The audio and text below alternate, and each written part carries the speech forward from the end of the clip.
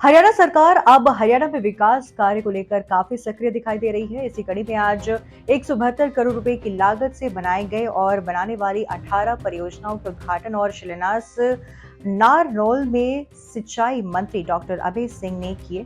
इन परियोजनाओं में 10 उद्घाटन शामिल है, जबकि 8 परियोजनाओं के शिलान्यास किए गए हैं। नांगल चौधरी के विधायक डॉक्टर अभय सिंह यादव ने आज नारनौल लघु सचिवालय में 10 परियोजनाओं के उद्घाटन और 8 परियोजनाओं के शिलान्यास किए गए हैं। इन दोनों परियोजनाओं पर 172 करोड़ रुपए की लागत आने का अनुमान है। डॉक्टर अभय सिंह यादव ने इन परियोजनाओं के शिलान्यास और उद्घाटन करने के बाद बातचीत करते हुए कहा कि इन परियोजनाओं में प्रमुख तौर पर नहर विभाग के स्टोरेज टैंक बनाए जा रहे हैं, ताकि किसान अपने खेतों में स्टोरेज किए गए पानी से सिंचाई कर सके। इसके अलावा लोक निर्माण विभाग की भी अनेक योजनाएं शामिल है। उन्होंने कहा कि महेंद्रगढ़ जिला अब अग्रणी जिला बन गया है। महेंद्रगढ़ जिले में प्रवेश करते ही लगता है कि हरियाणा में विकास हो रहा है।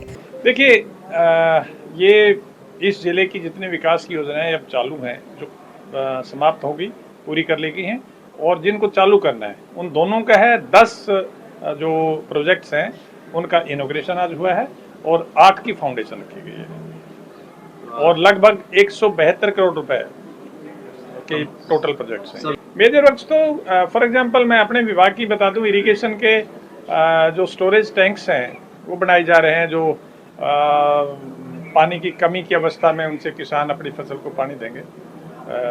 6-7 प्रोजेक्ट तो इरिगेशन के ही हैं। उन्होंने महेंद्रगढ़ जिले में नहरी पानी की चर्चा करते हुए कहा कि 2014 से पहले इस इलाके में मात्र पीने और पशुओं के लिए पानी नहर में आता था, लेकिन अब इस जिले को अन्य जिलों के बराबर उसके हक का पूरा पानी मिल रहा है। आज एक बड़ी परियोजना का भी शिलान्यास किया गया। चवन ऋषि की भूमि डोसी पर्वत पर बनने वाले रोपवे प्रोजेक्ट पर लंबे समय से हरियाणा सरकार काम कर रही थी। आज इस प्रोजेक्ट का भी शिलान्यास किया गया है। इस प्रोजेक्ट पर 40 करोड़ 53 लाख रुपए खर्च होंगे। प्लस पीडब्ल्यूडी के वर्क्स हैं, जिनमें नए रोड्स बढ़ाए जाने के भी हैं, कुछ की पुराने की जो रीकारपेटिंग, मेजर रिपेयर्स। फॉर एग्जाम्पल हमारा ये जो धोलेडा वाला क्रेसर वाला रोड है, इसकी वो इसका आरसीसी का रोड बन रहा है। तो इसी तरह रोड है, काफ़ी रोड है बन रहे हैं। देखिए, जिला मैं तो ये समझता हूँ कि हमारा जिला पहले जिस जिले को पिछड़े जिलों की श्रेणी में माना जाता था, मैं तो विधानसभा में भी कहता हूँ, आज आपके सामने भी कह रहा हूँ कि हमारा जिला इस हरियाणा का अग्रणी जिला बन गया है और अब हम हरियाणा की प्रवेश द्वार के रूप में हमारी पहचान बन चुकी है। आप आइए, जयपुर से एंट्री करते हो, नांगल चौधरी में घुसते ही आपको फर्क नजर आता है। देखिए, नहरी पानी की हमारी पहले 2014 से पहले रिकॉर्ड की बात है, हमें सिर्फ पीने के पानी का और पशुओं को पिलाने के लिए पानी मिलता था। और इसकी अपने जिले के लिए कोई स्पेसिफिक ऑथराइजेशन नहीं थी।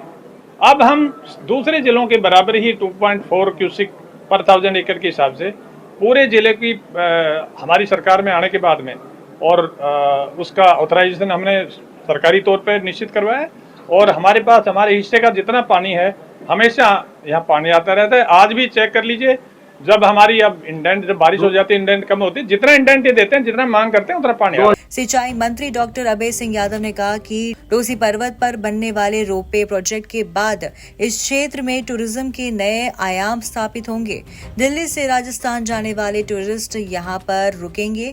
यही नहीं बल्कि नारनौल के अन्य ऐतिहासिक स्मारकों को भी एक टूरिस्ट पैकेज में शामिल किया जाएगा। जैसा कि आप सबको विदित है, यहाँ पे हरियाणा सरकार की विभिन्न परियोजनाओं का लोकार्पण और शिलान्यास किया जा रहा है। तो इसी के तहत चलते हमारे डोसी हिल पे जो डोसी रोपवे का प्रोजेक्ट है, जिसकी अनुमानित लागत 40.53 करोड़ है और जो अगले 1 वर्ष में बनकर तैयार हो जाएगा। ये बहुत ही यहाँ की परियोजना है जो यहाँ के लोगों को बहुत काम आएगी। टूरिज्म एक ऐसा सेक्टर है जिसमें डायरेक्ट इनडायरेक्ट जिसकी आप मतलब कल्पना करेंगे, वो मैक्सिमम लोगों को ये इन्वॉल्व करता है इसमें। केंद्र और हरियाणा सरकार के सहयोग से बने वाले डोसी पर्वत पर रोपवे का काम 1 वर्ष से कंप्लीट कर लिया जाएगा। इसकी जानकारी देते हुए हरियाणा टूरिज्म के सहायक महाप्रबंधक हरविंद्र यादव ने जानकारी देते हुए बताया कि डोसी पर बनने वाले रोपवे को लेकर आज इसका शिलान्यास किया गया है। इस परियोजना पर 40 करोड़ 53 लाख रुपए खर्च होंगे और इस परियोजना को 1 वर्ष में पूरा करने का लक्ष्य रखा गया है।